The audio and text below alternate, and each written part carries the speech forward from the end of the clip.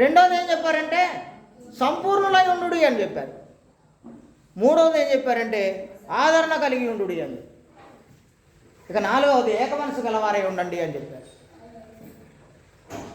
ఐదవదిగా సమాధానంగా ఉండండి అని చెప్పారు. ఈ 5 విషయాలు నువ్వు చేస్తే నీకేం జరుగుతుందంటే ప్రేమ సమాధానములకు కర్త అయినటువంటి దేవుడు మీకు తోడై ఉంటాడు. దేవుడు నీకు తోడై ఉండాలంటే నువ్వు ఈ 5 చేయాలని చెప్పారు. ఇప్పుడు ఈ 5 గురించి ఆలోచించండి బాగా. అసలు సంతోషించుడి. నేను ఈ సంతోషించుడి గురించి ఆలోచించేటప్పుడు ఈ 5 పాయింట్లలో మొదటిది సంతోషించుడి. ఈ సంతోషించుడి గురించి ఆలోచించేటప్పుడు ఫిలిప్పీలో ఉన్నటువంటి సంఘానికి అపోజిట్ పౌలు రాసినప్పుడు ఉత్తరం రాశాడు. ఏం చేశాడంటే ఆనందించండి, సంతోషించండి, మరలా చెప్తున్నాను, మీరు ఆనందించండి, మళ్ళీ సంతోషించండి. ప్రభువునందు ఆనందించండి, ప్రభువునందు సంతోషించండి. ఒక వ్యక్తికి సంతోషం ఎప్పుడు కలుగుతుందో తెలుసా సాథీ సార్? ఒక వ్యక్తికి సంతోషం ఎప్పుడు కలుగుతుందో తెలుసా? ఏం పర్లేదు, నాకు అన్నీ సమకూర్చబడి ఉన్నాయి, ఏం పర్లేదు, నా వెనక ఒక ఆయన ఉన్నారు, ఏం పర్లేదు, నాకు ఒకటి గొప్పది వెనక ఒకటి ఉన్నది అని ధైర్యం కలిగి ఉన్నప్పుడు మాత్రమే సంతోషం. ఇప్పుడు మా సాత్విక సార్ జేబులో 1 లక్ష రూపాయలు ఉన్నాయి అనుకోండి, సంతోషం కలిగిద్దా కలగదు? ఏమండి ఎదురే సార్? మా సాత్విక సార్ జేబులో 1 లక్ష రూపాయలు ఉన్నాయి అనుకోండి, సంతోషం కలిగిద్దా కలగదు? కానీ మా సాత్విక సారు 10 మంది దగ్గర తలా 10,000 అప్పు చేస్తే వాళ్ళు రోజు ఉదయం సాయంత్రం మధ్యాహ్నం ఇంటి చుట్టూ తిరుగుతున్నారు అనుకోండి, సంతోషం కలిగిద్దా కలగదు? ఎప్పుడు సంతోషం కలిగింది ఆయనకు? తన దగ్గర కొంత సొమ్ము నిలువ ఉంటే, తనకు ఒక ధైర్యం ఉంటే, ఏం పర్లేదులే, నా ఏ అవసరం వచ్చినా తీర్చుకోవడానికి నా దగ్గర ఒక నిధి ఉందని అనిపిస్తే అప్పుడు సంతోషం కలిగింది.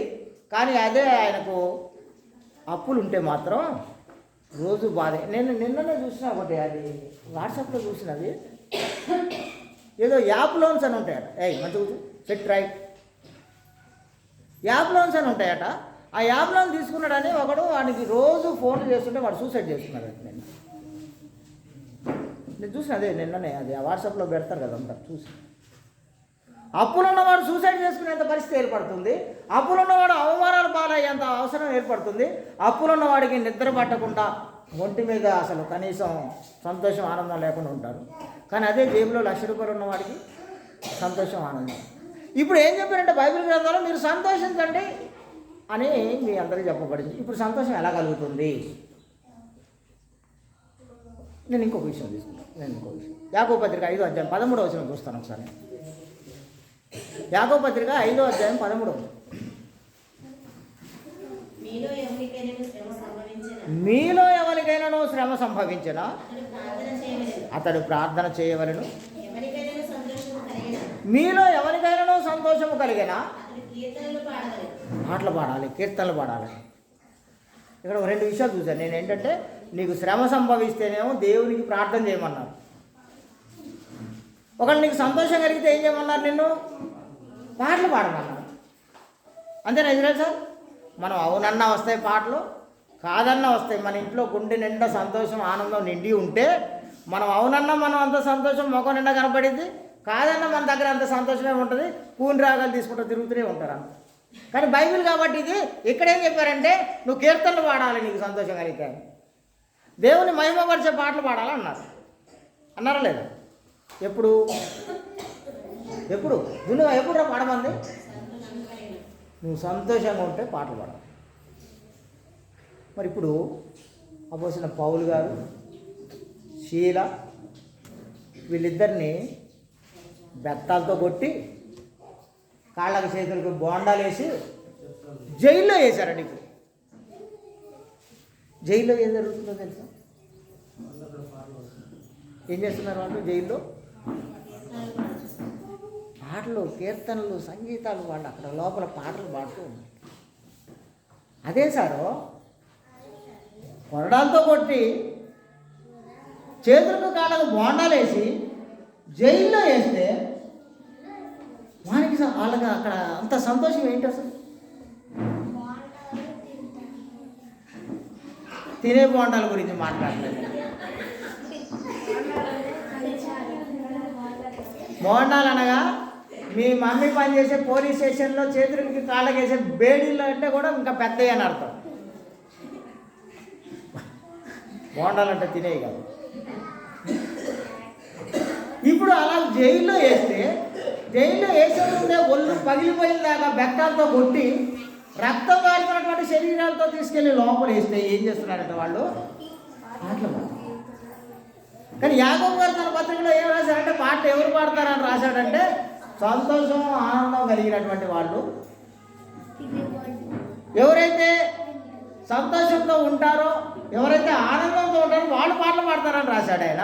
కానీ వీళ్ళు జైల్లో పాటలు పాడతారు. ఇప్పుడు వాళ్ళకి సంతోషం దెబ్బలు కొడితే బెత్తాలతో ఒళ్ళు పగిలిపోయిందాక దెబ్బలు కొట్టి తీసుకెళ్ళి కాళ్ళు చేతులు కదలకుండా వాడు పారిపోకుండా ఇంతలా వంటలు పెట్టి వాటికి బోండాలు కట్టి వాటికి లోపలేస్తే వాళ్ళు పాటలు పాడుతున్నారు. ఏంటి సంతోషం కలిగింది వాళ్ళకు?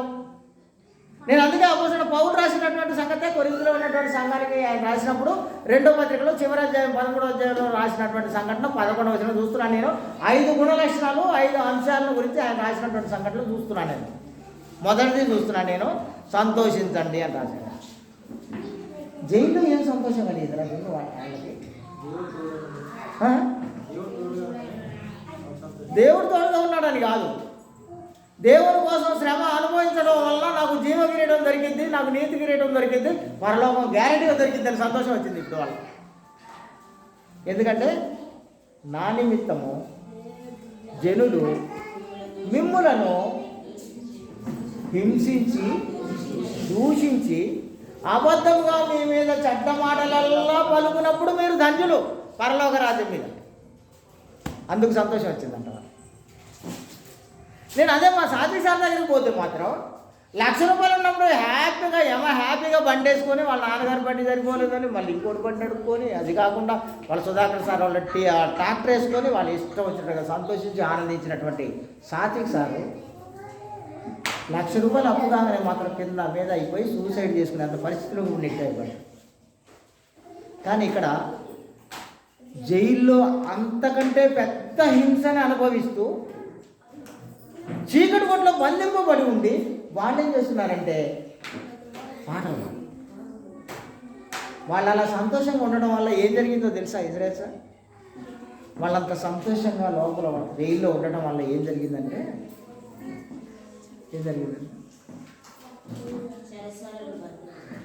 చెరసాల ఎందుకు, ఎలా మొదలైంది చెరసాల? భూకంపం వచ్చిందంట. ఇజ్రాయెల్ సార్ జైలు కింద భూకంపం వచ్చి మొత్తం జైలు గోడలు బద్దలైపోయి తలుపులన్నీ విడిపోయింది. మొన్న ఈ మధ్యనే రీసెంట్గా భూకంపం అని ఒక 1.5 సెకండ్ ఊగింది అది మన దగ్గర. కానీ భూకంపం మన దగ్గర కాదు. 100 కిలోమీటర్ల దూరంలో ఎక్కడో ఒక భూకంపం వస్తే దాని ప్రకంపనలు వచ్చి మన ఇంట్లో ఊగినాయి. భూకంపం అంటే అలాగే ఉంటుంది. భూకంపం అంటే భూమిలో ఉన్నటువంటి పొరలు కదులుతుంటాయి. ఇక్కడ భూకంప తీవ్రత ఉంటే, ఇక్కడ కేంద్రం అయి ఉంటే భూకంపం అది 100 కిలోమీటర్ల దూరంలో ప్రకంపనలు వస్తుంటాయి. చదువుకున్న పిల్లలే కదా మీరందరూ, అంతేనా? భూకంపం అలాగే వస్తుందా? కానీ లోపలికి పోయి వాళ్ళంత శ్రమలో కష్టంలో పాటలు పాడడం వల్ల ఏం జరిగిందంటే భూకంపం ఎక్కడొచ్చిందట? కేవలం జైలు కింద వచ్చిందంట. ఊళ్ళో ఎవరికి తెలియలేదు కూడా. అది దేవుని మహాశక్తిని బట్టి నేను ఆలోచిస్తున్నాను. మీ మధ్యలో దేవుని గొప్ప కార్యాన్ని ఆలోచిస్తున్నాను. కేవలం భూమి మీద భూకంపం వస్తే ఊళ్ళు కూడా ప్రకంపనలతో నిండిపోయే భూకంపాన్ని దేవుడు వాళ్ళిద్దరూ సంతోషము ఆనందము, వాళ్ళు జైల్లో కష్టాల్లో బాధల్లో శ్రమల్లో మా దేవుడు మాకున్నాడని ఒక గొప్ప సంతోషాన్ని అనుభవిస్తుంటే దేవుడు వాళ్ళ కోసం ఏం చేశారట? జైలు కింద భూకంపాన్ని, జైలు వరకే వచ్చిన సమయం పైన ఉన్నటువంటి జైలు అధికారికి కూడా తెలవలే అసలు. అది ఆయన తర్వాత వచ్చి చూస్తే డోర్లు ఓపెన్ చేసింది. ఇప్పుడు దేవుడు వాళ్ళ కోసం జైలు కింద భూకంపం పెట్టి తలుపులన్నీ తెలుసుకునేలాగా చేస్తే ఏం జరిగిందో తెలుసా ఇజ్రాయెల్ సార్? వాళ్ళు కనీసం బయట ఒక అడుగు కూడా వేయలేదు. బయటికి పోవడానికి ఒక అడుగు కూడా వేయలేదు వాళ్ళు అసలు. ఎందుకంటే మా కోసం ఇంత చేసినటువంటి దేవుడు మా దగ్గర ఏదో ఆశిస్తున్నారని మాత్రం వాళ్ళు అనుకొని అక్కడే ఆగిపోయారు, వాళ్ళు బయటికి పోకుండా పారిపోకుండా. అప్పుడు ఏం జరిగిందంటే వాళ్ళ మీద కాపలా పెట్టినటువంటి ఆ చెరసాల నాయకుడు వచ్చేసి చూసి ఆ పరిస్థితిని అంతటినీ చూసి ఏమనుకున్నాడంటే, అమ్మో వీళ్ళందరూ కలిసి అరే ముందుకురా మహేశ్వరి ముందుకురా. ఇప్పుడు ఏమైందంటే చెరసాల అధికారి చూసి ఏం జరిగిందంటే, వీళ్ళు పారిపోయారేమో, ఇక ఈ పనిష్మెంట్ నాకే అనుకొని తన వరలో ఉన్నటువంటి కత్తి తీసుకొని తను పొడుచుకొని చచ్చిపోవాలనుకున్నాడు. వాళ్ళు పారిపోయారేమో, కానీ లోపల నుండి ఆయన ఏమంటున్నాడు తెలుసా? నువ్వు నీకు ఏం హాని చేసుకోవద్దు, మేము ఎక్కడికి పారిపోలేదు, మేము ఇక్కడే ఉన్నాం. నువ్వు సంతోషించడం వల్ల, నువ్వు ఆనందించడం వల్ల నీకు ఎంత గొప్ప మేలు, ప్లస్ నిన్ను బట్టి ఇంకెంత దూరం తీసుకెళ్లారో దేవుడు ఒకసారి ఆలోచించండి. జైల్లో కష్టాల్లో సంతోషం అనుభవించి పాటలు పాడితే ఏం జరిగిందంటే, జైలు కూడా బద్దలు కావడమే కాదు, బద్దలైన గేట్లలోంచి వాళ్ళు పారిపోకుండా అక్కడే ఉండడం వల్ల ఇంకొక గొప్ప సంగతి ఏం జరిగిందంటే, ఎంటైర్ ఒక ఫ్యామిలీ రక్షించబడింది. చూపి ఒక కుటుంబం అంతా రక్షణలోనికి నడిపించబడింది. ఈరోజు మన ప్రసన్నలాగా ఎంటైర్ ఒక కుటుంబం కూడా బాప్తిజం ద్వారా సంఘంలో చేర్చబడింది. ఎందుకు? కేవలము మీరు సంతోషంగా ఉన్నప్పుడు పాటలు పాడండి అని చెప్పినటువంటి వాక్యాన్ని తీసుకొని వాళ్ళకు తమకు కలిగినటువంటి సంతోషాన్ని బట్టి తమను దెబ్బలు కొట్టారు, తమని జైల్లో వేశారు, కానీ ఇది నా దేవుడి కోసం మేము శ్రమలు పడుతున్నాం, మా దేవుడే మమ్మల్ని కాపాడుతాడు, మా దేవుడే మమ్మల్ని రక్షిస్తాడు అని చెప్పి వాళ్ళు అనుకోవడం వల్ల ఏం జరిగిందంటే, భూమి మీద ఒక కుటుంబం కూడా వాళ్ళ ద్వారా రక్షింపబడింది. ఇప్పుడు ఆలోచిస్తున్నాను, మీరు సంతోషంగా ఉండాలా లేదా? నేను ఇది మా శైలికి ట్రాన్స్ఫర్ చేస్తాను. నేను మనం సంతోషంగా ఉండాలా వద్దా? కష్టం వచ్చింది, శ్రమ వచ్చింది, అనారోగ్యం వచ్చింది, ఆయనను కుయ్యో మొర్రను ఏడుస్తూ ఇంట్లో పడుకోవాలా, సంతోషంతో దేవుని మహిమపరచాలా? ఈ ప్రశ్న వేసుకోవాలి ఇప్పుడు మా శైని. అంటే శైని ఒకదానే కాదు, మీ అందరైనా అర్థం, కాకపోతే శైని ఎదుర్కొందని శైని. మనకి కష్టం వచ్చినప్పుడైనా, శ్రమ వచ్చినప్పుడైనా, బాధ వచ్చినప్పుడైనా మనం కృంగిపోతున్నామంటే అర్థం ఏంటో తెలుసా? దావి సార్ చేతగాని వేదవలు మనం అన్నాడు. బైబిల్ అదే రాసింది. నేను మిమ్మల్ని ఏం అనట్లే. శ్రమ దినమున కృంగిన వాడు చేతగాని వాడు అని బైబిల్ గ్రంథంలో చాలా స్పష్టంగా రాసింది. శ్రమ వచ్చినప్పుడు, కష్టం వచ్చినప్పుడు, అయ్యో అమ్మో ఎట్రా బాబు నన్ను ఎవడు కాబట్టి ఇలా నువ్వు అనుకుంటున్నావు అంటే అర్థం ఏంటంటే, నీకు నీ దేవుడు ఉన్నారనే సంగతిని నువ్వు మర్చిపోయేవాడు. నీ దేవుడు నిన్ను కాపాడుతాడని, నీ దేవుడు నిన్ను రక్షిస్తాడనే సంగతిని నువ్వు మర్చిపోయి చేతగాని వాళ్ళలాగా నీ దేవుడిని చేతగాని వాడిని చేస్తున్నావని అర్థం. అందుకే మొట్టమొదట మనకి ఇవ్వబడినటువంటి విషయం ఏంటంటే, మీరందరూ సంతోషించండి. ఎలాంటి క్లిష్ట పరిస్థితి కానీ, సంక్లిష్టమైనటువంటి పరిస్థితి. నేను వచ్చి ఈరోజు దావేశాలతో ఇదే చెప్తున్నాను, రా నన్ను బయటికి రా, నీతో పని ఉందని బయటికి తీసాపోయి ఎంత సంతోషించి ఆనందించి ఒక గొప్ప ఈవెంట్ చేస్తున్నాం సార్ మనం ఈరోజు అని. ఇది ఎంత గొప్ప ధన్యత. ఏ విషయంలో అయినా సరే ఆఖరితో ఉన్నావా, సంతోషించు, నీ దేవుని మహిమపరిచే అవకాశం వచ్చేసింది. శ్రమల్లో ఉన్నావా, సంతోషించు, నీ దేవునికి ప్రార్థన చేసే అవకాశం వచ్చేసింది నీకు. నువ్వు కష్టాల్లో ఉన్నావా, నీ దేవుడు నీకు తోడుగా నిలబడే సమయం వచ్చిందని సంతోషించు. నీ శ్రమల్లోంచి బయట వేయడానికి నీ దేవుడు నీకు తోడుగా వచ్చేస్తున్నాడు, ఆయన తోడుగా ఉండి నిన్ను ఆ కష్టం నుంచి బయటేస్తాడని సంతోషించు. మనం మనుషులం కదా, ఉప్పు కారం తింటున్నాం కదా, విశ్వాసంలో పరిణామంలో చాలా తక్కువ ఉంటాం. ఇంత తక్కువ పరిణామంలో విశ్వాసంలో ఉండడం ద్వారా మనం ఏం చేస్తామంటే, వామ్మో ఏంది మనకి ఏమైపోయింది, జ్వరం వచ్చింది అనుకో, వామ్మో జ్వరం వచ్చింది నాకు ఏమైపోయింది అనుకుంటాం, జ్వరం తగ్గిద్ది మందు వేసుకుంటే. అయినను సరే మనం ఏమనుకుంటామంటే, వామ్మో ఏదో అయిపోయింది అనుకుంటాం. కానీ నీ దేవుడు నీకు తోడుగా ఉంటే ఆకలి కొనినటువంటి సింహాల మధ్యలో నిన్ను తీసుకుపోయేస్తే, ఇది తెలుసా? ఆకలితో నకనకలాడుతున్నటువంటి సింహాల మధ్యలోనికి నిన్ను తీసుకెళ్ళి పడేస్తే నీకేమైనా అయిద్దా? భగభగమండేటువంటి పెద్ద అగ్నిగుండంలో నిన్ను తీసుకుపోయేస్తే ఏమైనా అయిద్దా? నిన్ను కాపాడడానికి యేసుక్రీస్తు లోపల వచ్చేస్తాడు. సింహాల బోనులో ఉన్నటువంటి ఆ సింహాల గుహలో ఉన్నటువంటి ఆ ఆకలిగా ఉన్నటువంటి సింహాలు కూడా నోరు మూసుకొని నీ కోసం అలా నీ ముందు కళ్ళ ముందు నిలబడి చూస్తూ ఉంటాయి. అంతే, నీకే హాని చెయ్యవు. ఎందుకు? నీ దేవుడు. మరి అంత పెద్ద కష్టం వచ్చిందని నువ్వు కుయ్యమరాల్సిన అవసరం ఏముంది అసలు? నీ ప్రాణానికి అపాయం ఏర్పడినప్పటికీ కూడా నీ దేవుడు నీకు తోడై ఉన్నారనే సంగతి నీకు తెలిస్తే దాంట్లో నువ్వు బయటకు ఆడమే కాదు, అనేకులను రక్షించే గొప్ప అవకాశం. అనేకులను రక్షించే. దీనికి ఒక చిన్న ఉదాహరణ చెప్తాను నేను. మనం అక్కడ చిన్న చర్చి కడుతున్నాం, ఇంకా అది కన్స్ట్రక్షన్లో ఉండదు, అండర్ కన్స్ట్రక్షన్. అప్పుడు నేను నా బైబిల్లో ఒక బుక్ రాస్తున్నాను. నేను మొదటి పుస్తకం రాసేసిన, రెండో పుస్తకంలో 2 పాఠాలే రాసిన, 8 పాఠాల్లో. అది ఇంకా 8 ఉన్నాయి బ్యాలెన్స్, మొత్తం 10 పాఠాలు రాయట్లే నేను. సడన్గా అనుకోకుండా ఆమె పేరు మీద ఒక లోన్ వస్తే నేను డాక్టర్ గారు కలిసిపోయి ఒక బండి కొన్నాను. ఫస్ట్ బండి కొన్న కొత్త మోసు కదా, చిన్న పని ఉన్నా బండి వేసుకొని తిరుగుతాను. మా బోరలా ఏం పని లేదు నాకు, అయినా సరే బండి వేసుకొని ఇప్పుడే వస్తామా అని పోతాను. ఉట్టి తిరగడానికి కొత్త బండి కదా, పాఠాలు రాయట్లేదు అసలు. అక్కడ అమెరికా ఆయన ఏం చేస్తున్నాడంటే, ఆయన అక్కడ ఆశ ఎదురు చూడండి, ఎప్పుడు ఇస్తారో మనం ఒక డేట్ అనుకున్నాం, రిలీజ్కి ఒక డేట్ అనుకున్నాం, నువ్వు ఎప్పుడు రాస్తావు పాఠాలు? మొదటి పుస్తకం అయిపోయింది, రెండో పుస్తకం రాయట్లేదు, ఏంది నువ్వు ఇయ్యట్లేదు అన్నారు. మీరు ధైర్యంగా ఉండండి అంటున్నాను నేను ఆయన్ని. ఇక్కడ వచ్చి తిరుగుతున్నాను, పాఠాలు రాయకుండా తిరుగుతుంది. దేవుడు ఊరుకుంటాను. తాడిపూడి దగ్గర సోమవారం దగ్గర వేసి పడేశాను నేను. వెనక నుంచి పోయి ఒకటి బుద్ధి ఢామని నేనే పడ్డా, కాలు గాయమైంది, నడవలేకపోతే. ఇప్పుడు ఏమైందంటే కాలు కట్టేసినాక మంచం దగ్గర అన్నారు.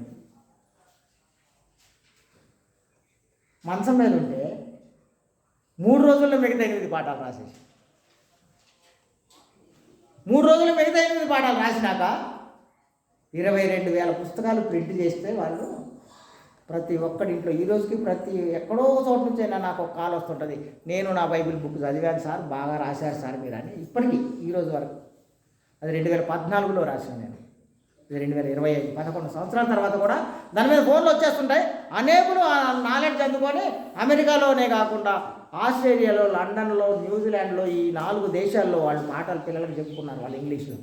నేను రాసిన పాఠాలు నేనేం చేస్తున్నా?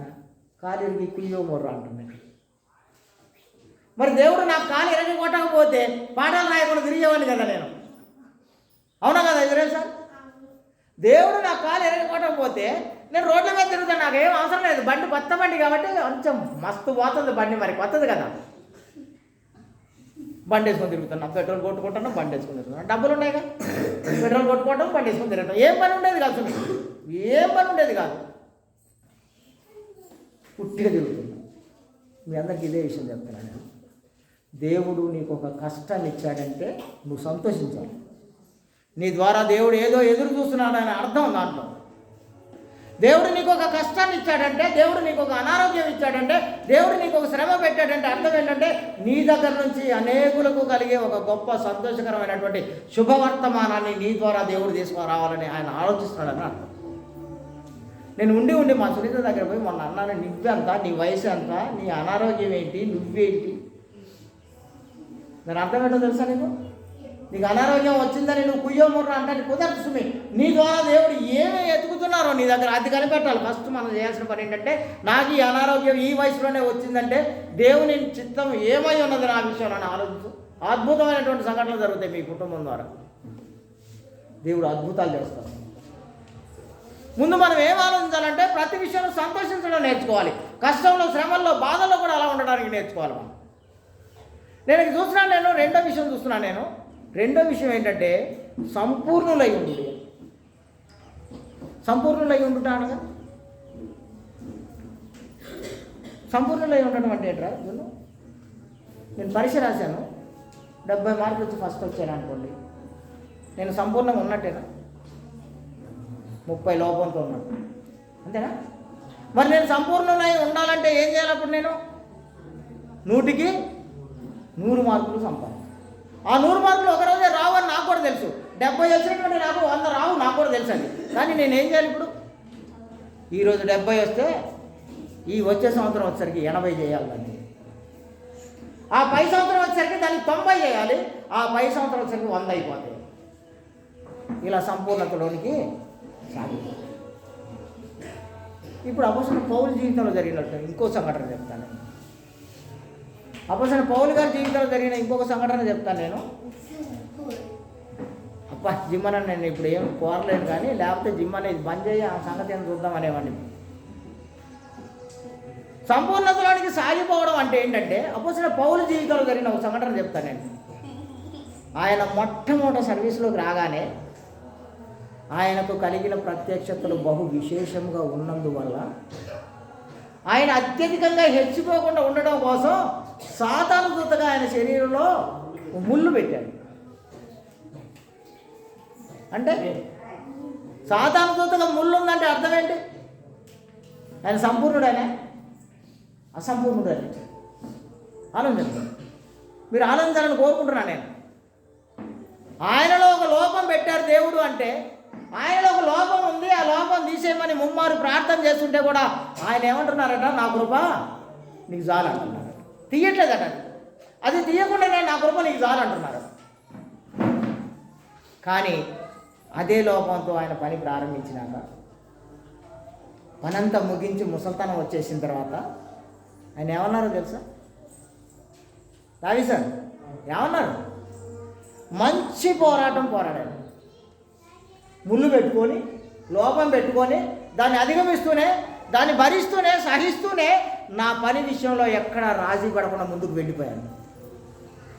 మంచి పోరాటం పోరాడాను, నా పరుగు క్లోజ్ చేసి పడేశాను. నా పరుగు ఈ పెద్ద జర్నీలో నేనేం చేశానో తెలుసా? విశ్వాసాన్ని కాపాడుకుంటూ వచ్చాను. నా విశ్వాసంలో పడిపోలేను. ఇంత పెద్ద జర్నీ, నాలో లోపం ఉంది, నాలో అవలక్షణం ఉంది, నాలో ఒక సాధారణ దూతగా ఒక ముళ్ళు ఉంది. అయినా సరే దానిని నువ్వు అలా చావని, నా కృప నీకు ఉంది, చాలు పో అని ఆయన చెప్తే ఎంత గొప్ప ఫైట్ చేశాడంటే, ఆయన ఎంత మంచి పోరాటం చేశాడంటే, చివరి వరకు వచ్చేసరికల్లా నా పని నేను కంప్లీట్ చేసేసాను అని అంత చివరికి వెళ్ళిపోయి ఇప్పుడు ఏం చెప్పాడంటే, ఇంత పెద్ద జర్నీలో నా విశ్వాసాన్ని, తద్వారానే నాకు ఒక నీతి కిరీటం ఉంది పరలోకంలో అని చెప్పాడు. చెప్పినాక ఊరుకోలేదు. మీరు చెప్పిన తర్వాత ఊరుకోలే ఆయన. దాని పక్కన ఇంకొక మాట కూడా చెప్పాడు. ఏంటంటే ఇది నాకు ఒక్కడికే కాదన్నాడు. ఎదురు సార్, ఇది నా ఒక్కడికే కాదన్నాడు. ఎవరెవరికి ఉందని చెప్పాడు? ఈవిని అపేక్షించే వాళ్ళు, నాలాగా జీవించిన వాళ్ళు అందరికీ ఉంది అన్నది. సంపూర్ణులుగా మారడాన్ని గురించి, సంపూర్ణతలోనికి సాగిపోయే దాని గురించి మాట్లాడుతున్నాను నేను ఇప్పుడు మీతో. అలాగే రెండో విషయం చూస్తాను నేను, మూడో విషయం చూస్తాను నేను, ఆదరణ కలిగి ఉండు అన్నారు. అంటే ఏంటి అసలు? అంటే ఏంటి ఆదరణ కలిగి ఉండడు? మా జున్నుగాని తీసుకుంటాను నేను. వాడు నాతో, నేను సునీత కలిసి వాడిని కల్లూరులో మోడల్ స్కూల్లో నుంచి మేము పుట్టినరోజు అని పట్టుకొస్తున్నాం. పట్టుకొస్తుంటే అయితే నాకు ఒక మాట చెప్పింది. అప్పుడు ఏం చెప్పిందంటే, నాకేం బాధ, నాకేమి డౌట్ ఏమి లేదు, నాకు ఎట్లయినా మా అయ్యగారు వస్తారు, మమ్మల్ని ఎత్తుకొని తీసుకొని వెళ్ళిపోతారని నాకు ముందే తెలుసు అని చెప్తుందట వాళ్ళ స్నేహితులందరితో. వాళ్ళ స్నేహితులందరికీ చెప్తుందట, ఇవన్నీ బర్త్డే కదా, ఏంది ఇంకా నీకోసం మీ పేరెంట్స్ రాలేదేంటి, ఈ ప్రిన్సిపాల్ ఎంత కఠినంగా ఉంది, ఎవరిని పంపించలేదుగా, నిన్ను మాత్రం ఎట్లా పంపించింది. ఇప్పుడు జున్నుగాడు ఏం చెప్తుందంట, ఏమైనా సరే మా అయ్యగారు వాళ్ళు వస్తారు, మా అయ్యగారు వచ్చిందంటే నన్ను సంకలో పెట్టుకొని ఎత్తుకొని తీసుకొని పోతారు, మీరు చూస్తానండి అని చెప్తుందంట కాలేజీ. ఎంత ధైర్యం ఎలా వచ్చింది నా మీద అమ్మాయికి? ఒకసారి ఆనందండి, మీరు ఎలా వచ్చి ఉంటుంది అమ్మాయికి నా మీద ధైర్యం?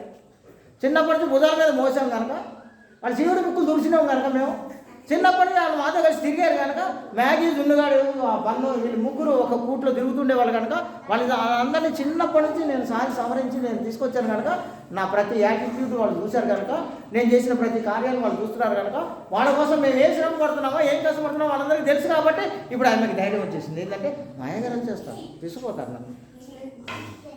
నేను కూడా పోయి సునీత నేను పోతే ఆ ప్రిన్సిపాల్ మేడం నిప్పులు మింగి బొగ్గులు కప్పుతుంది మా మీద.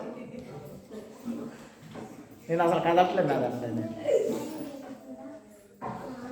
అడిగేసి ఇది చేసి మాతో చిన్న కాగితం కూడా రాయించింది. ఇంకోసారి తీసుకోం మేము ఇదే లాస్ట్ అంటే రాయించింది పంపించింది. వస్తుంటే చెప్తున్నారు నాకు ఇప్పుడు మా స్నేహితులతో ఇదే చెప్పినా ఇదే జరిగిందని చెప్తున్నారు. అంటే నేను ఉన్నానని ఒక ధైర్యం కలగడం వల్ల అమ్మాయికి ఏదంటే కష్టం అనేది అనిపించలేదు, ఏమి అనిపించలేదు, చాలా ఆదరణ కలిగి ఉంది. ఇప్పుడు నీకు ఆదరణ కలగాలంటే నీకేం కావాలి? ఇప్పుడు నేను ఆమెను తీసుకుపోతానని ఒక ధైర్యం వచ్చేసింది కనుక అమ్మాయి బాగా నెమ్మదిగా ఉంది, అమ్మాయి చాలా ఆదరణగా ఉంది, అమ్మాయి చెప్పే మాటలు కూడా వినేవాళ్ళకు కూడా చాలా ఆదరణగా ఉన్నాయి. ఇప్పుడు నువ్వు అలా ఆదరణ కలిగి ఉండాలంటే నీకు ఏముందనేది తెలవాలి. ఫస్ట్ నీ వెనక ఏముందని తెలవాలి. ఫస్ట్ నీకు నీ వెనక నీ దేవుడు ఉన్నారని, నీ దేవుడు నీకోసం ఆయన అద్వితీయ కుమారుని ఇక్కడికి పంపించాడని, ఆయన ఉన్నాడని, ఆయన ద్వారా రక్షణ పొందుతామని, ఆయన నిన్ను పరలోకం తీసుకెళ్తాడని ఇవన్నీ నీకు తెలిస్తే నీకు కూడా భూమి మీద ఒక గొప్ప ఆదరణ కలిగావు. అంత మాత్రమే కాదు, నువ్వు చెప్పే మాటల ద్వారా అనేకులకు ఆదరణ కలుగుతుంది. తద్వారా అనేక కుటుంబాలు నీ ద్వారా దేవుని యొద్దకు నడిపించబడేవి. నేను ఇంకో విషయం చూస్తున్నాను. నేను మీతో మీరందరూ ఏక మనసు కలిగి ఉండాలంట. 4వదిగా చూస్తున్నాను నేను, మీరు ఏక మనసు కలిగి ఉండాలన్నారు. ఏక మనసు కలిగి ఉంటుట అంటే ఏంటి అసలు? ఏక మనసు కలిగి ఉంటుట అంటే ఒక్క మనసు కలిగి ఉన్నాడంట. చాలామంది స్నేహితులు ఉంటారు. మా జిమ్మన్న రామారావు లాగా, మా బూరవన్ గాడు ఆనంద్ పాల్ లాగా, ఇలా మనం లెక్కలు తీసుకుంటూ వస్తే చాలామంది ఉంటారు స్నేహితులు. మా జిమ్మన్, మన సాత్విక్ సారు, మా బోరా టూగాడు లాగా, ఇలా అందరూ మైండ్ మ్యాచ్ అయి తిరుగుతుంటారు. అంతా మైండ్ మ్యాచ్ అయితే వాళ్ళందరికీ ఒకే మనసు ఉంటుంది వాళ్ళకు. అది మంచి చేసే విషయం కానీ, చెడు చేసే విషయం కానీ, ఇంకోటి సాధించుకునే విషయం కానీ, ఏదైనా సరే వాళ్ళు జంట పక్షులకు తిరుగుతున్నారంటే అర్థం ఏంటంటే వాళ్ళ భావాలు కలుస్తాయి, వాళ్ళ అభిరుచులు కలుస్తాయి, వాళ్ళ ఆలోచనలు కలుస్తాయి, వాళ్ళు నడిచే నడత కలుస్తుంది, అన్నీ కలిసి నడుస్తుంటాయి. అప్పుడు వాళ్ళిద్దరూ ఏక మనసు కలిగి ఉన్నాం. అంతేనా? ఇప్పుడు నేను ఒకసారి యోహాను సువార్త 17వ అధ్యాయంలో వెళ్ళి 22వ వచనం చూస్తాను. మీరందరూ ఏక మనసు గలవారే ఉండాలని చెప్పినప్పుడు యేసుప్రభు చేసినటువంటి ప్రార్థన ఒకసారి ఆలోచిస్తాను నేను మీ మధ్యలో. 17వ అధ్యాయం 21వ వచనం, మనము ఏకమై ఉన్నలాగున ఎదుర్కొన్నటువంటి వాక్యాన్ని విని గ్రహించిన వారు కూడా ఏకమై ఉండాలని నీవు నాకు అనుగ్రహించిన నామమందు మహిమను నేను వాళ్ళకి ఇచ్చాను. ఏం ప్రేయర్ చేస్తున్నారు యేసుప్రభు? తండ్రి కుమారుడు వాళ్ళిద్దరూ ఏక మనసు కలిగి ఉన్నారు, ఏక కార్యక్రమాన్ని కలిగి ఉన్నారు. వాళ్ళిద్దరూ ఏకమై ఉన్నారట, ఒకే విషయంలో ఏకత్వం కలిగి ఉన్నారట వాళ్ళిద్దరు. ఇప్పుడు ఏం చేశారంటే ఆయన ప్రేయర్ ఏం చేస్తున్నారంటే మనమిద్దరం ఏకమై ఏ విధంగా అయితే అయి ఉన్నామో ఈ ఎదురుగున్నటువంటి వీళ్ళందరూ కూడా మనలో ఏకమై ఉన్నారు. అందుకోసమే నువ్వు నాకు ఇచ్చిన మహిమ నేను వాళ్ళకి ఇచ్చాను అన్నా. ఏకమై ఉండుట, ఏక మనసు కలిగి ఉండుట అనేది ఆలోచన చేస్తున్నాను నేను. క్రైస్తవులైనటువంటి మనమందరం కూడా ఒక మాట అనుకున్నామంటే ఆ మాటకు కట్టుబడి ముందుకు కొనసాగాల్సినటువంటి బాధ్యత మనందరి మీద ఉంది. దేవుడు మీ అందరినీ దీవించాలని ఆశీర్వదించాలని కోరుకుంటున్నాను. ఏక మనసు కలిగి ఉండుట అనగా వ్యక్తులు అనేకమైనటువంటి భిన్నమైనటువంటి వ్యక్తులు ఉన్నప్పటికీ వారి మనసు ఒకటే అయి ఉండాలి. ఆ మనసులోనే ఇప్పుడు ఇవన్నీ చెప్తున్నాను నేను. సంతోషించే మనసు ఉండాలి, సంపూర్ణత వైపు సాగిపోయి తనని తాను సరి చేసుకుంటూ ముందుకు పోయే గుణలక్షణం ఉండాలి. అంత మాత్రమే కాదు, ఆదరణ కలిగించే విధంగా మనం ఉండాలి, ఏక మనసు కలిగి ఉండాలి, చివరికి సమాధానం కలిగి ఉండండి అన్నాడు. ఊరికినే నేను ఎప్పుడు నా దగ్గర ఒక మంచి ఎగ్జాంపుల్, మా సాత్విక్ సార్ అల్లరి చేస్తున్నారు అనుకోండి, నేను ఏమంటానో తెలుసా? ఏయ్ అల్లరి చేయొద్దండి. ఒకవేళ సాత్విక్ సార్ నెమ్మదిగా కామ్గా ఉండి ప్రశాంతంగా ఉన్నారనుకోండి, ఆయన దగ్గర పోయి నేను అనగలను అట్లా? నేను ఆయన్ని అల్లరి చేయొద్దు అంటున్నానంటే అర్థం ఏంటి? ఆయన అల్లరి చేస్తున్నాడు. ఆయన అల్లరి చేయకుండా కామ్గా నేను వెళ్ళి అల్లరి చేయవద్దు అని ఎలా అంటాను? నేను అనలేను కదా. ఇప్పుడు ఇక్కడ వాక్య భాగం ఏం చెప్తుందంటే సమాధానముగా ఉండు అని. నువ్వు సమాధానంగా లేవు కనుకనే నిన్నేమంటున్నారంటే ఇప్పుడు సమాధానం. ఇప్పుడు నువ్వు సమాధానం కలిగి ఉంటే ఏం జరిగిద్దట? ప్రేమ సమాధానములకు కర్త అయినటువంటి దేవుడు ఉన్నారు ఇక్కడ. ఆయన మీకు లేక లేదు. నేను జయకుమార్ అన్న వాళ్ళ ఇంట్లో ప్రేయర్ రోజు కూడా అదే చెప్పాను. నేను ఏంటంటే అందరికీ దీవెనల ఆశీర్వాదాలు దొరుకుతాయని అందరూ అయ్యగారు చెప్తుంటే తప్పని చెప్పాను. నేను అందరికీ దొరకవు. కేవలం ఎవరైతే దేవుణ్ణి ప్రేమిస్తారో వాళ్ళకి మాత్రమే బైబిల్ గ్రంథంలో చాలా స్పష్టంగా చెప్పారు కనుక ఇప్పుడు ఈ మాట చెప్తే మిగతా వాళ్ళందరికీ కోపం వచ్చింది నా మీద. అంటే మాకు లేవా అంటే నిజంగానే వాడికి లేవు. నేను లేవు అని చెప్తే వాడికి కోపం. నన్ను మొన్న ఒక సహోదరుడు అడిగాడు, అయ్యా మాకు లేదా పర్లోకం అంటే లేదన్నాను. మీ క్రీస్తు సంఘం వాళ్ళకు ఉందా అంటే అవును అన్నాను. నువ్వు ఎట్లా చెప్తావు ఇదంటే నాకు తెలియదు అయ్యా, యేసుప్రభు చెప్పారు బైబిల్లో ఉందో అదే చెప్తున్నా నీకు, నేనేమో నా సొంత జ్ఞానం చెప్పట్లేదు నీకు అన్నాను. కోపం వచ్చింది, నాతో మాట్లాడలేదు అసలు. నువ్వు నాతో మాట్లాడిపోయినంత మాట్లాడిన బైబిల్ అబద్ధం అవుతా, లేకుంటే నీకు సంతోషం కలిగే మాటలు చెప్పాలా? నేను నిన్ను నరగా నేను పంపించే మాటలు చెప్పాలా? నేను చచ్చినా చెప్పను. నేను మీ మనసు నొచ్చుకున్నా పర్లేదు, మీ మనసు కష్టపడ్డా పర్లేదు, మీరు పరలోకం రావాలనే ఒకే ఒక ఇంటెన్షన్తో, ఒకే ఒక కాన్సెప్ట్తో నేను మీ అందరికీ వాక్య భాగం అందిస్తున్నాను. దీంట్లో ఏముంటే అదే చెప్తున్నాను. నేను చెప్పగానే ఇది నోవయ్య గారు మమ్మల్ని శపిస్తున్నాడరా, మమ్మల్ని ఇలా అంటున్నాడు అలా అంటున్నారా అని మీరు అనుకుంటే అది మీ వెర్రితనం. నేనేం అన్ను మిమ్మల్ని, నేను అనను అసలు.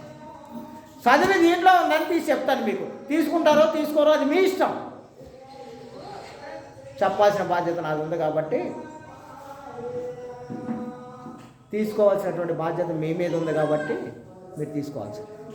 ఈ 5 లక్షణాలను గురించి ఆలోచిస్తున్నాను నేను మీ మధ్యలో. ఒక క్రైస్తవుడైనటువంటి వాడికి, ఒక క్రీస్తుని ఎరిగినటువంటి వాడికి, క్రీస్తు సంఘంలో బాప్తిసం పొందినటువంటి వాడికి, క్రీస్తు రక్తంలో కడగబడిన వాటికి ఉండాల్సినటువంటి 5 గుణ లక్షణాలు ఏంటంటే, మొదటిది, ఎంత సంక్లిష్టమైనటువంటి పరిస్థితులు ఎదురైనా సరే నువ్వు సంతోషంగా ఉండాలి.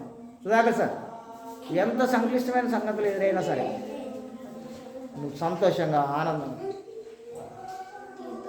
అంత మాత్రమే కాదు, మనం లోకంతో మొదలుపెట్టిన పనిని తిరిగి ఆ పని ముగించే లోపల ఈ లోకంలో నుండి సంపూర్ణత వైపు మనం సాగిపోవాల్సింది. చివరికి వచ్చేసరికి ఈ 60 దగ్గర మొదలు పెడితే అది 100 దగ్గర ముగించేయాల్సింది. అంత సంపూర్ణతలోనికి మనం సాగిపోవాల్సింది. లేకపోతే మనం అందరం ఆదరణ కలిగి ఉండవలసిందే. మనల్ని చూడగానే ఇంకొకడు నాకేం పర్లేదు, నా వెనక ఒకడు ఉన్నాడని మనం ఏ విధంగా ఒక వ్యక్తిని గురించి మనం అయితే ఆదరణ కలిగి మనం ధైర్యం కలిగి ఉంటామో, కానీ మన వెనక ఉన్నటువంటి దేవుడు, ప్రేమ సమాధానములకు కర్త అయినటువంటి దేవుడు మన వెనకున్నారు. ఆయన మనందరినీ ప్రేమించడం ద్వారా మనందరినీ కాపాడి రక్షించడానికి తన కుమారుని ఈ లోకానికి పంపించారు. ఇప్పుడు నాకు పరిశుద్ధాత్ముడు తోడుగా ఉన్నారు. ఏం పర్లేదు, నాకు నా తండ్రి ఉన్నాడు, ఆయన కుమారుడైనటువంటి యేసుక్రీస్తు నా ప్రభువు, నా రక్షకుడు ఉన్నాడు.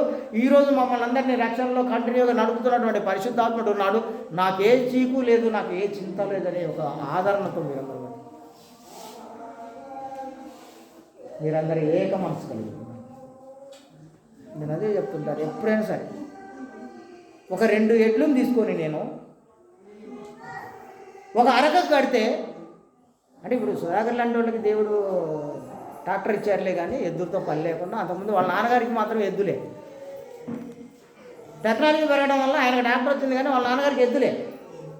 ఆ 2 ఎద్దులను తీసుకొని కాడికి కడితే ఇటొకటి అటొకటి గుంజుకుంటుంది అనుకోండి, ఏం జరిగిద్దో తెలుసా? వ్యవసాయం జరిగిద్దా? నిజమన్నా వ్యవసాయం జరిగిద్దా? ఈ ఎద్దు ఇటు గుంజుకొని ఆ ఎద్దు అటు గుంజుకొని వాళ్ళిద్దరి మధ్యలో సఖ్యత లేకపోతే వ్యవసాయం జరుగుతుందా? ఎద్దుల మధ్యలో సఖ్యత లేకపోతేనే వ్యవసాయం జరగదు. మనుషుల మధ్యలో సఖ్యత లేకపోతే పరలోకం ఎలా దొరికింది? అసలు ఏక మనసు లేకుండా పరలోకం ఎలా సాధించుకోగలవు?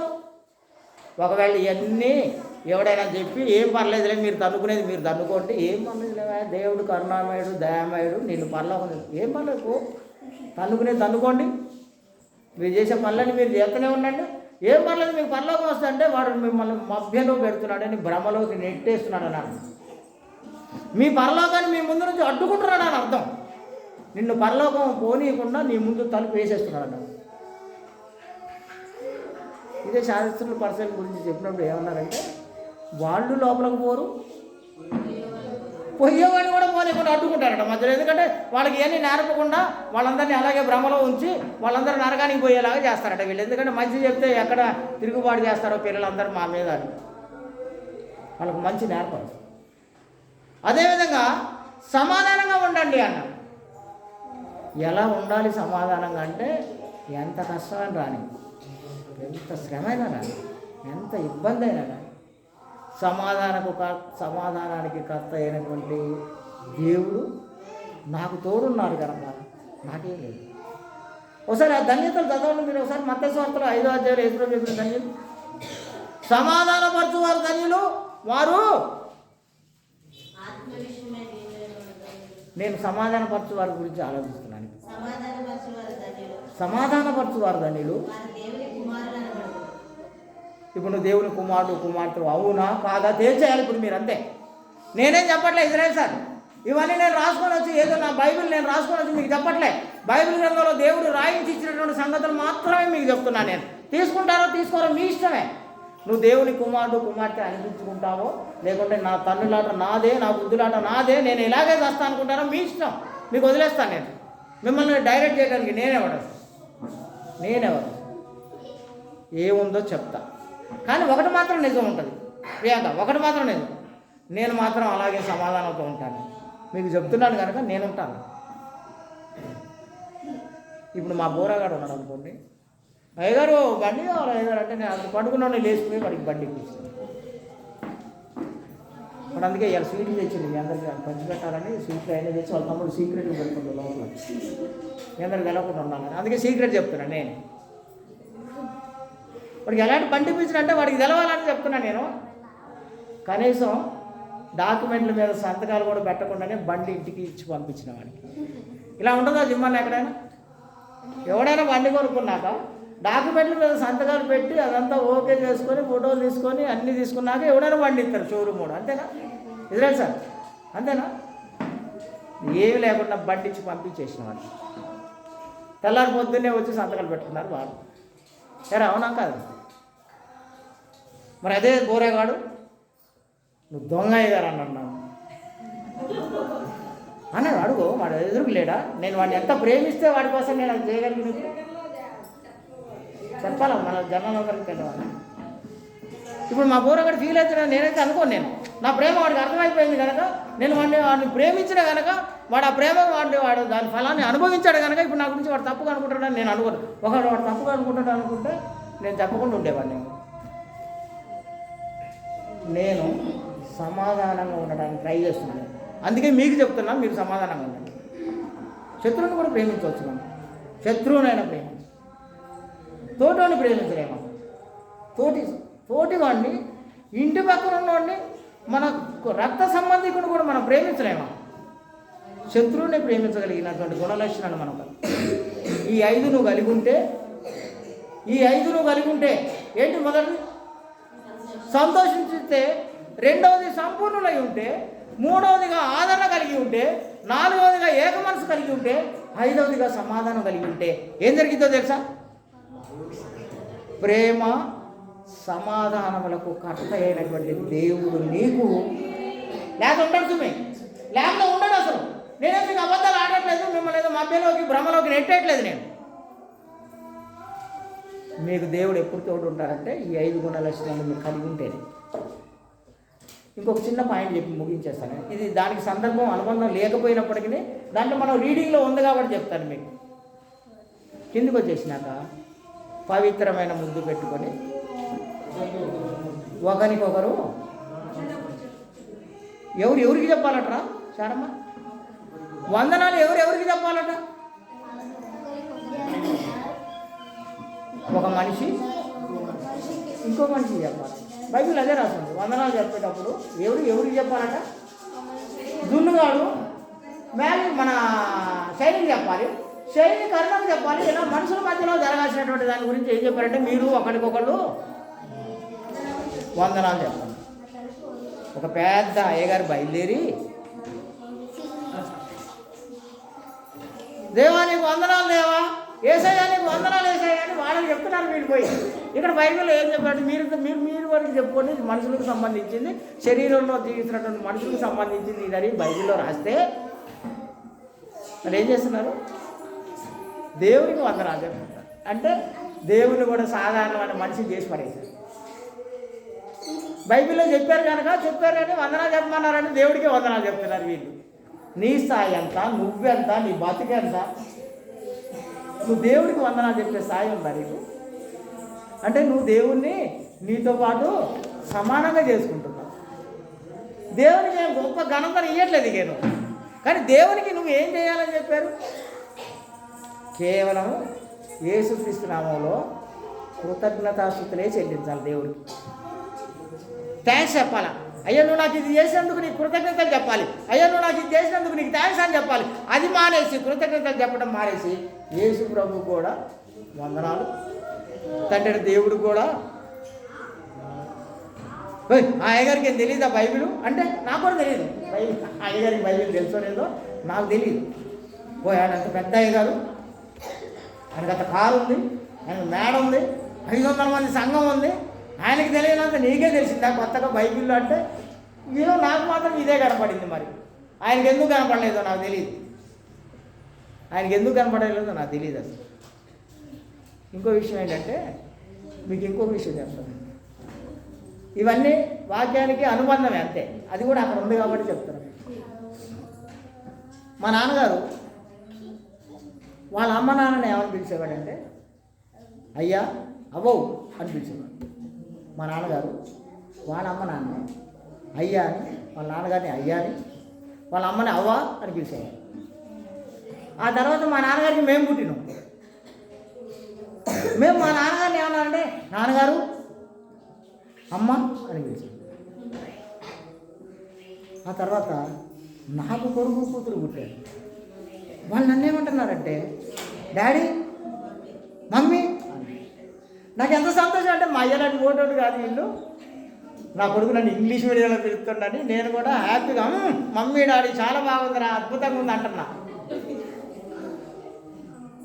ఇప్పుడు మా పిల్లలు వాళ్ళ పిల్లల దగ్గరికి వచ్చేసరికి ఏ వంశీ అని పిలుస్తున్నారు. అది వాళ్ళకి అదొక సంతోషం. సౌందర్య వంశీ అని పిల్లలు పిలవడం అదొక సంతోషం తల్లిదండ్రులకి. ఇప్పుడు ఇవన్నీ ఏంటంటే నేను నీకు కనపడగానే ప్రైజలాడు అంటున్నావు నువ్వు. నాకెవరైనా ఫోన్ మీరు ప్రైజలాడు అయ్యారు అనగానే వందనాలు సార్ అంటున్నా. నేను వందనాలు సార్ అంటున్నావాడిని. వాళ్ళు ఏమంటున్నారంటే నన్ను ప్రైజలాడు అంటున్నారు. నేను కావాలని మాట్లాడి మళ్ళీ నేను వందనాలు సార్ అంటున్నాను. ఏందయ్య గారు నేను ప్రైజలాడు చెప్తుంటే నువ్వు వందనాలు చెప్తున్నావు ఏంటంటే నేను తెలుగు మీడియం అమ్మ, నీలా ఇంగ్లీష్ కాదన్నా. ఇది ఒక వ్యాలంటరీ లాగా మమ్మీ డాడీ లాగా ప్రైజ్లాడు అన్నాను. అబ్బో భలేగా ఉందని ప్రైజ్లాడు దాంట్లో ఏముందో తెలియదు అసలు. ప్రైజ్ ద లార్డ్ అంటే దేవుని స్తుతించుడే, ప్రభువుని స్తుతించుడే. నేను కనపడ్డప్పుడే స్తుతించాలను. నువ్వు స్తుతించవా ఏంటి ఇంట్లో? దేవుని ఎప్పుడు నువ్వు స్తుతించవా? నేను కనపడ్డప్పుడే దేవుడికి ప్రైజ్ లార్డ్ చెప్తావు. నేను కనపడకపోతే నువ్వు నీ ఇష్టం వచ్చినట్టు బతుకుతావు. మీరు ఒకరికొకరు వందనాలు చెప్పుకోండి అంటే నేను కనపడితే ప్రైజ్ లాట్ అంటాను. నేను కనపడ్డప్పుడే ప్రైజ్ లాట నీ దేవుడికి. నువ్వు అప్పుడే నువ్వు ఆయన మహిమ. ఇది ఎట్లుంటుందంటే నేను ఎవరైనా తప్పు పట్టేసాను, మీ అందరినీ నేను తప్పు పడుతున్నాను అనుకోవద్దు. నేను ఇవన్నీ ఎలా ఉంటాయంటే ఇంతకుముందు నేను ఫస్ట్ సర్వీస్లో వచ్చిన కొత్తలో ఎలా ఉండేదంటే దావి సార్, నేను సర్వీస్లో వచ్చిన కొత్తలో ఎలా ఉండేదో తెలుసా? కొత్త సంవత్సరం రాగానే నేను సర్వీస్లో వచ్చిన కొత్తలో నేను మీ అందరికీ వాక్యం చెప్పడం ద్వారా ఇవన్నీ చాలా వరకు నేను దీన్నన్నింటిని మానిపించేసిన. కానీ మీతో నేను సర్వీస్లో వచ్చిన కొత్తలో ఎలా ఉండేదంటే కొత్త సంవత్సరం రాగానే ఒక జెండా గుర్తించారు. జెండా గుర్తించి ఒక కట్టకు పెట్టి జెండా ఎత్తడం అనేవాడు. ఈ జెండా తీసుకుని ఆడ పెడతారు తెలుసా? పితరుల సమాధి దగ్గర. పండుగ రోజే గుర్తొస్తారా? పండుగ రోజు గుర్తొస్తారా? నీకు రోజు గుర్తురాడా? పండుగ రోజు జెండా తీసుకొని పోతే తప్ప అక్కడ నీకు అక్కడ తండ్రి ఉన్నాడు లేకపోతే తాత ఉన్నాడు అనే సంగతి నీకు తెలియదండి. సంవత్సరానికి ఒకసారి నువ్వు జెండా గుడ్డించుకొని పోయి ఆడు పెడితే వాడు గుర్తున్నట్టు లేదా? మానిపించేసిన ఇవన్నీ ఈ సంవత్సరం వచ్చినా పోయిన సంవత్సరం నుంచి అంత 2 సంవత్సరాల ముందు నుంచి నన్ను ఎవరు కూడా సమాధి దగ్గర పోదాం జెండా ఇద్దాం ఎవరు అడగట్లేదు. ఎందుకంటే ఇదంతా తప్పని చెప్పిన కాబట్టి ఏముంది ఇంకా సమాధిలో. ఒకవేళ నీ తండ్రి మీద నీకు ప్రేమ ఉంటే నువ్వేం చేయాలో తెలుసా? సంవత్సరం వచ్చేసరికి బాగా పేదరికంలో ఉన్నటువంటి వాళ్ళకి చూసి వాళ్ళకి బట్టలు పెట్టు నీ తండ్రి పేరు మీద. బాగా ఉపయోగం కాదు. సమాధి దగ్గర పోయి ఏడితే ఏమవుతుంది? ఆడకొబ్బరికాయ కొడితే ఏమవుతుంది? ఏముందా? ఇంట్లో కూర్చొని ఆ ఫోటో ముందు నిలబడ్డా సరిపోద్ది. సమాధి దగ్గరికే పోవాలా నువ్వు? అందుకే కట్టుకుంటాం మనం మంచి సమాధులు కట్టుకుంటాం. ఎందుకంటే అడిగిపోయి ఏడవాలి సంవత్సరానికి ఒకసారి అంతే తప్ప ఆ సమాధితో ఏ ఉద్దేశం ఉండదు. మా సత్యానందమయ్య గారు వండర్ఫుల్ చేసిండదు. వాళ్ళ అమ్మ చచ్చిపోతే సమాధం కట్టలేదు, అక్కడ తీసుకొచ్చి ఎటు దిమ్మ కట్టాడు. నలుగురు వచ్చి కూర్చుంటారు ఇక్కడ మా అమ్మ దగ్గర కూర్చొని మాట్లాడుకుంటారు. ఇది మంచి సాంప్రదాయం అని ఆయన వాళ్ళ అమ్మకి అక్కడ రోడ్డు మీద కట్టాడు. ఇది మంచిది, అది చెడ్డది, వీడు మంచోడు, వాడు చెడ్డోడు అని చెప్పడానికి రాలేను నేను. అది చెప్పడం నా ఉద్దేశం కాదు. కానీ నా ఉద్దేశం ఏంటంటే నీ తండ్రి మీద కానీ నీ తల్లి మీద కానీ నీకు ప్రేమ ఉంది అంటే దాన్ని ప్రజలకు ఉపయోగపడేలాగా చేసినప్పుడు మాత్రమే నీ ప్రేమ నిజమైనటువంటి ప్రేమ. అంతే. నీ ప్రేమ నిజమైనదని నువ్వు రుజువు చేయాలంటే నీ తండ్రి మీద కానీ నీ తల్లి మీద కానీ నీకు ప్రేమ ఉందని నువ్వు రుజువు చేయాలంటే అర్థం ఏంటంటే నీవు ఆ రోజు ఆయన పేరు మీద నువ్వు తీసుకెళ్ళి అందరికీ కావాల్సినటువంటి ఆహారం పెట్టు, వాడు కట్టుకోవడానికి బట్టలు, వాడు ఆరోగ్యంగా ఉండాలని వాడికి 10 రూపాయలు. అప్పుడు నీ తండ్రి మీద నీకు ప్రేమ ఉన్నట్టు. నీ తండ్రిని బట్టి వాడికి సంతోషం కలిగితే నువ్వు నీ తండ్రి లక్ష్యాన్ని నెరవేర్చు. దేవుడు మీ అందరిని దీవించి ఆశీర్వదించాలి. మీ అందరికి ప్రత్యేక వందనాలు తెలియజేస్తున్నాను. Thank you. మీ అందరూ థ్యాంక్ యూ సత్యం. మంచి